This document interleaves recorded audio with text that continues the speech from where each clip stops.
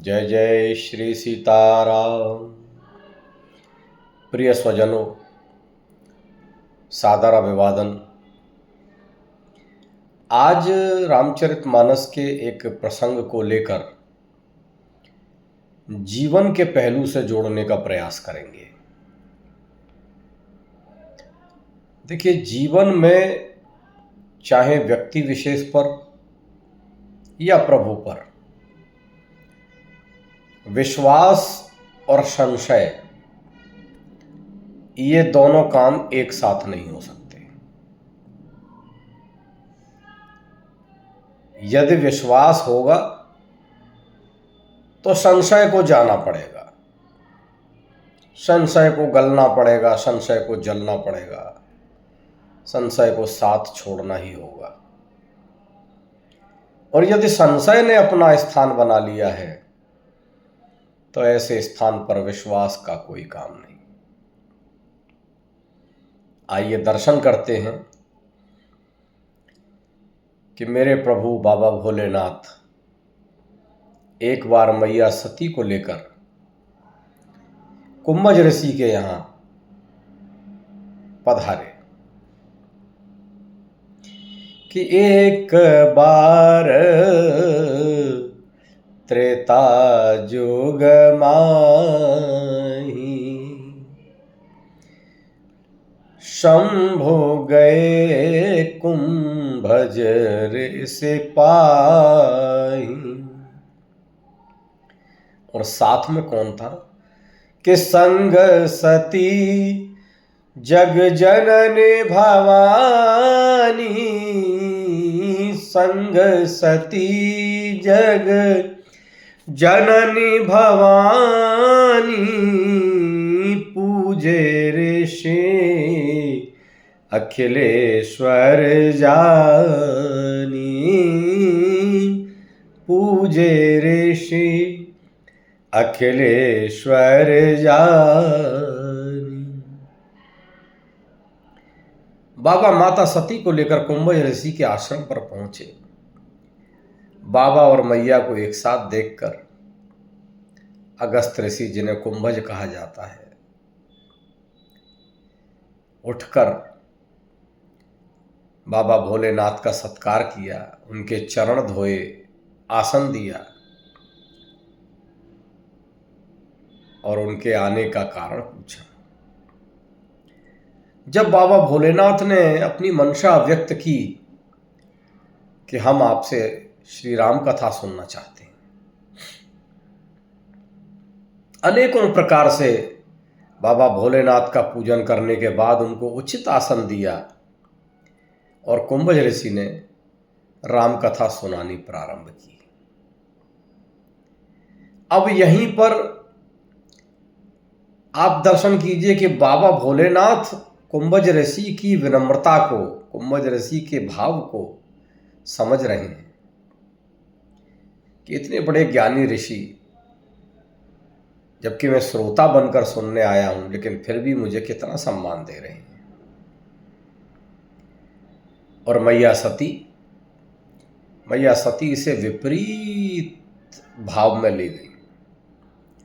मैया सोचने लगी कि ये कैसे ज्ञानी हैं,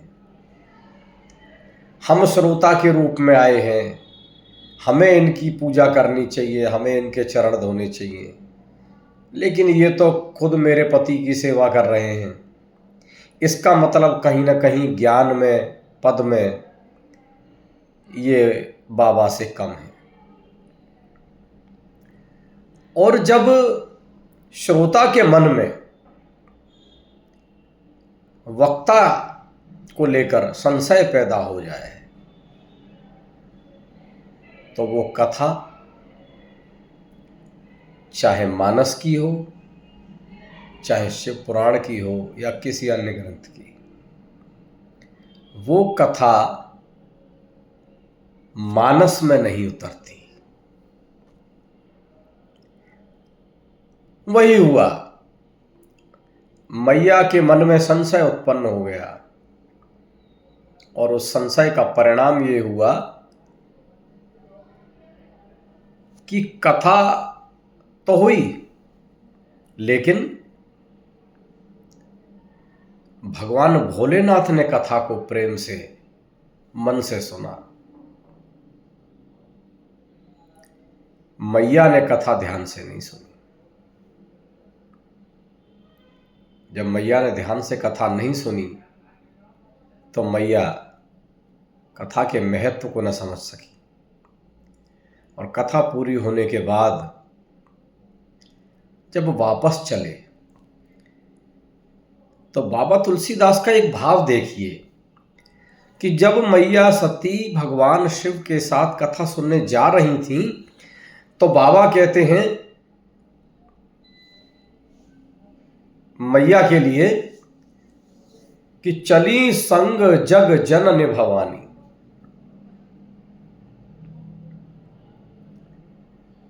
मैया को जग जननी भवानी के नाम से बाबा ने उद्बोधन किया है।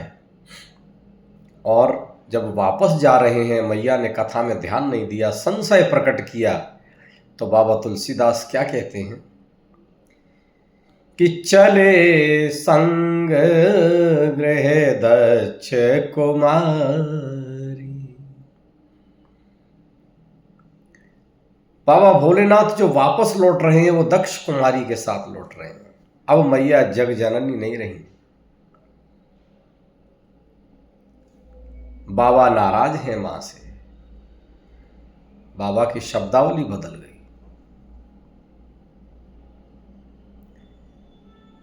तभी रास्ते में उसी कालांतर में भगवान राम अपना वनवास व्यतीत कर रहे थे। मैया सीता का हरण हो चुका था और प्रभु मैया सीता के अन्वेषण में वन वन विचर रहे थे। बाबा शिव जब वापस जा रहे थे तो अपने मन में एक बात सोच रहे हैं कि मेरे प्रभु नीचे लीला कर रहे हैं, मैं प्रत्यक्ष जाके नहीं मिल सकता क्योंकि प्रभु नर लीला कर रहे हैं, मनुज अवतार में है। यदि प्रभु का दर्शन हो जाता तो आनंद आ जाता।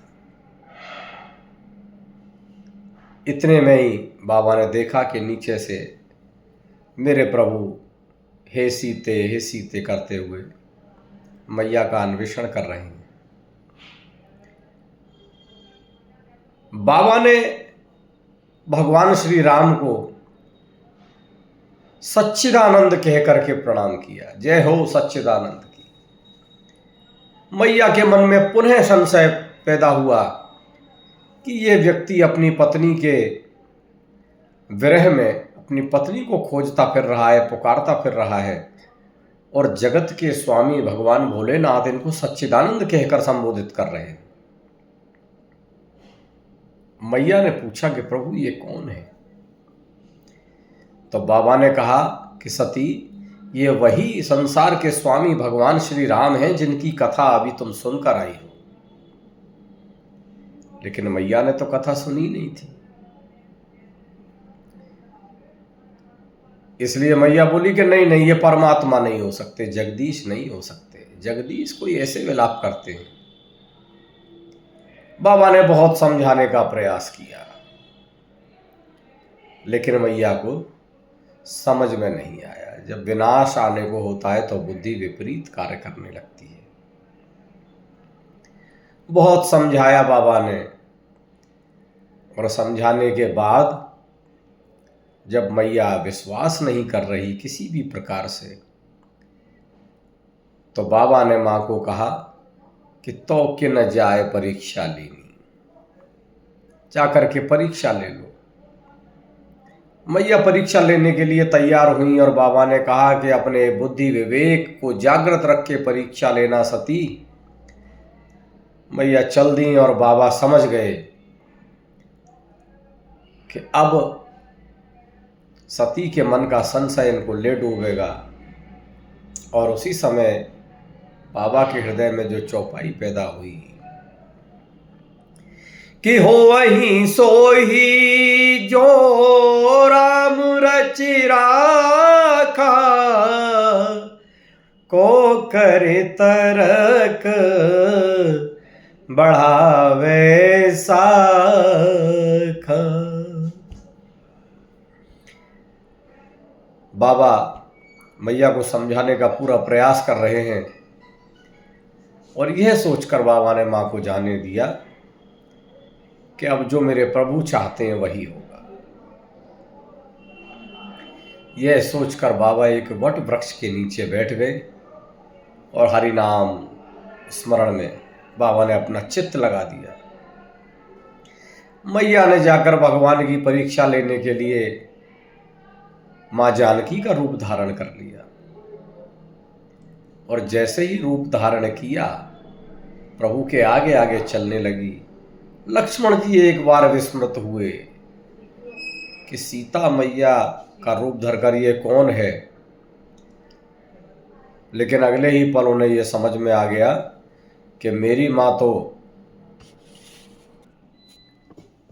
लक्ष्मण जी ने देखा कि मेरी भाभी, मेरी माँ सीता कभी मेरे प्रभु के आगे आगे नहीं चली, वो तो मेरे प्रभु के पद चिन्हों के पीछे चलती हैं।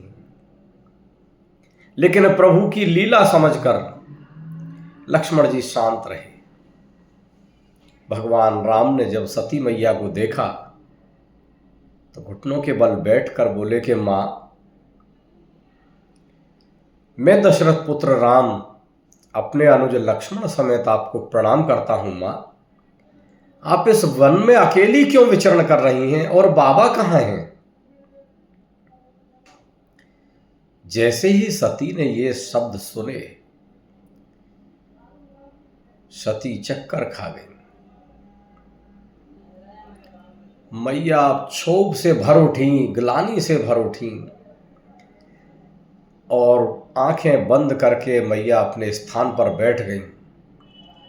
उसके बाद माँ जिधर आंख खोलकर देखती हैं उधर ही उनको राम, लक्ष्मण और सीता विचरण करते हुए दिखाई देते हैं। जिस तरफ देखती हैं उसी तरफ और अनेकों देवता भगवान की सेवा में दिखाई देते हैं।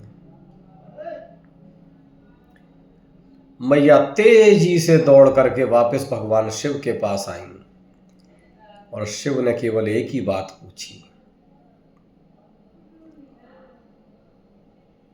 कि आपने किस विधि से परीक्षा ली। अब देखिए प्रभु की माया, सती जैसी मैया से भी माया ने झूठ बुलवा दिया। मैया ने कहा कि कछु न परीक्षा लेन गोसाई, करऊं प्रणाम तुम्हारे नाई। बाबा हंसे। बाबा ने सोचा कि अगर प्रणाम करना होता तो जब मैंने कहा था तब प्रणाम नहीं किया। प्रणाम करने तो सती नहीं जा सकती।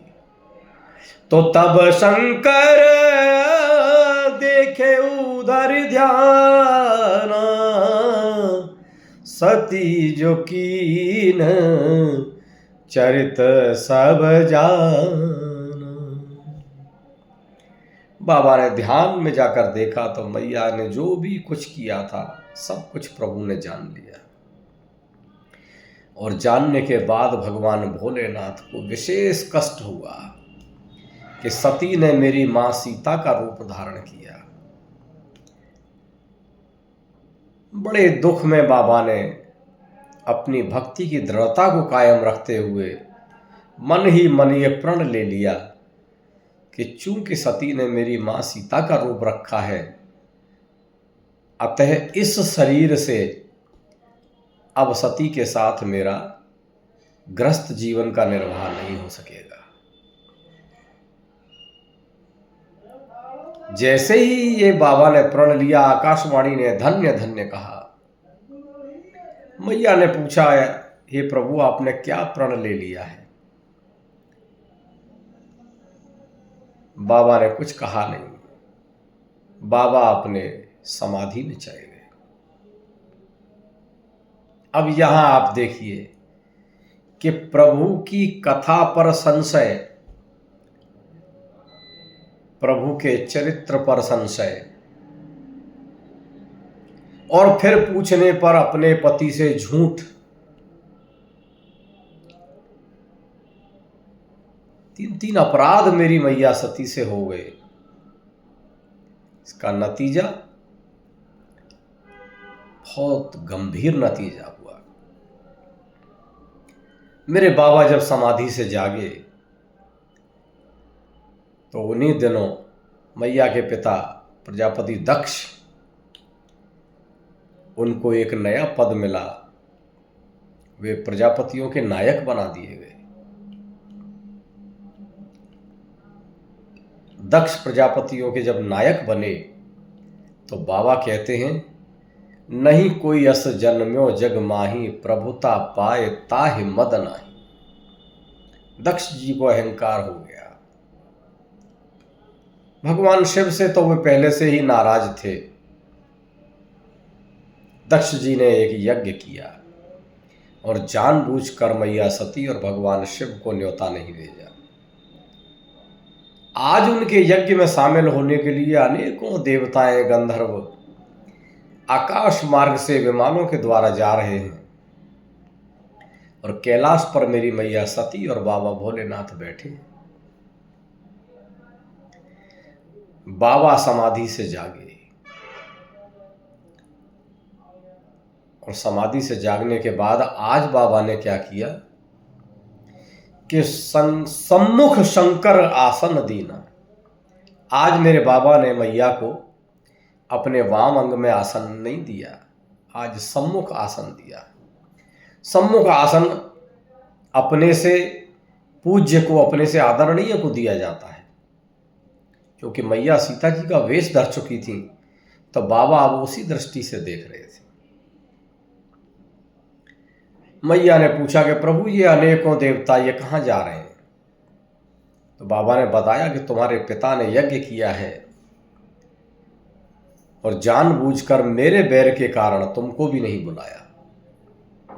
मैया ने तर्क दिया कि गुरु के यहाँ, पिता के यहाँ और इष्ट के यहाँ बिना बुलाए भी चले जाना चाहिए, मित्र के यहाँ भी। बाबा ने कहा कि निसंदेह तुम्हारी बात सत्य है सती, लेकिन जहां भेद करके न बुलाया गया हो वहां जाने में कभी भलाई नहीं है। अनेकों बार समझाने के बावजूद भी मेरी मां जाने के लिए जिद पर अड़ गई। बहुत समझाने के बाद भी जब सती नहीं मानी तो यहां पर पुनः बाबा की लेखनी का कमाल देखिए कि बाबा ने अपने मुख्य गण साथ में देकर मैया सती को विदा कर दिया। दिए मुख्य गण संग विदा कीन त्रिपुरार। मैया को भेजा नहीं, विदा कर दिया। मैया वहां पहुंची।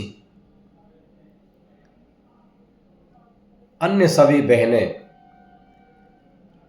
अपने पिता के साथ हंसती खेलती पाई गईं, लेकिन पिता ने सती से कोई कुशल क्षेम नहीं पूछी। केवल एक मां जरूर सती से मिली, बाकी बहनों ने भी उपहास किया। यहां पहुंचते ही सती को इस बात का आभास हुआ कि भोलेनाथ ने जो कहा था वह सत्य कहा था। आज मेरी मैया अपनी मां से अनुमति लेकर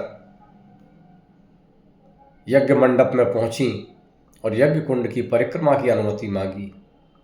परिक्रमा करते में मां ने देखा कि वहां शंकर भगवान का कोई स्थान नहीं था, कोई भाग नहीं था।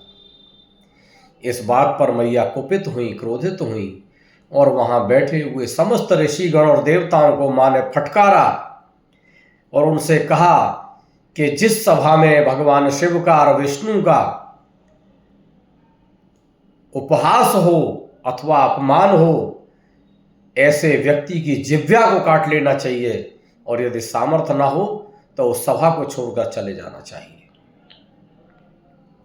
मां ने अपने पिता दक्ष महाराज को भी काफी कुछ कहा और क्रोध में यज्ञ कुंड में कूद कर मां ने अपने शरीर को योगाग्नि से भस्म कर दिया। कहने का तात्पर्य क्या है कि मैया के दिमाग में जब संशय आया तो श्रद्धा चली गई, विश्वास चला गया। मेरी मैया सती भगवान भोलेनाथ की अनन्य शक्ति है और शिव पर उनका भरोसा ना हो यह संभव नहीं है। लेकिन संशय जब आता है तब सबसे पहले विश्वास का भक्षण करता है। इस संसार में भी अनेकों रिश्ते, अनेकों संबंध संशय के कारण ही खत्म हो जाते हैं।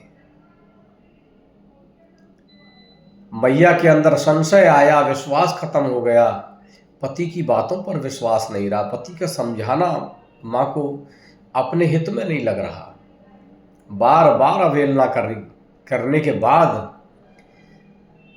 आखिरकार मां को अपना शरीर त्यागना पड़ा। और त्यागने के पीछे एक विशेष बात थी। जब भगवान शिव ने यह संकल्प कर लिया कि अब इस देह से मेरा पति पत्नी का संबंध नहीं रहेगा, मां तभी समझ गई थी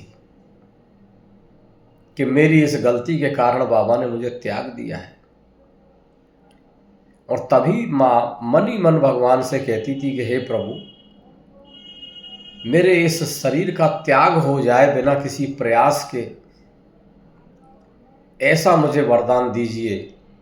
और जब मां ने अपने प्राणों को शरीर से अलग किया तब भी भगवान राम से यह वर मांगा कि हे प्रभु, जन्म जन्म शिव पद अनुरागा, जन्मों जन्मों तक शिव के पद में, शिव के चरणों में मेरा अनुराग हो। ऐसा कहकर के मेरी मैया ने देह त्याग दी। संशय को जलना ही पड़ा, संशय को गलना ही पड़ा, विश्वास का साथ छोड़ना ही पड़ा। मेरे बाबा राम कथा में विश्वास के प्रतीक हैं, विश्वास रूप में मेरे बाबा हैं। और जब संशय जल गया, मैया सती संशय के रूप में, जब संशय गल गया, जब संशय ने शरीर छोड़ दिया, तब मेरी मां पार्वती के रूप में श्रद्धा ने जन्म लिया। मेरी मां पार्वती श्रद्धा का रूप है। और जब श्रद्धा जन्म लेती है, संशय के जलने पर जब श्रद्धा जन्म लेती है, तब श्रद्धा और विश्वास का मिलन होता है। मेरी मां पार्वती और बाबा शिव का मिलन हुआ, उनका परिणय होता है और उनके परिणय के फलस्वरूप उत्पन्न होती है श्री राम कथा गंगा।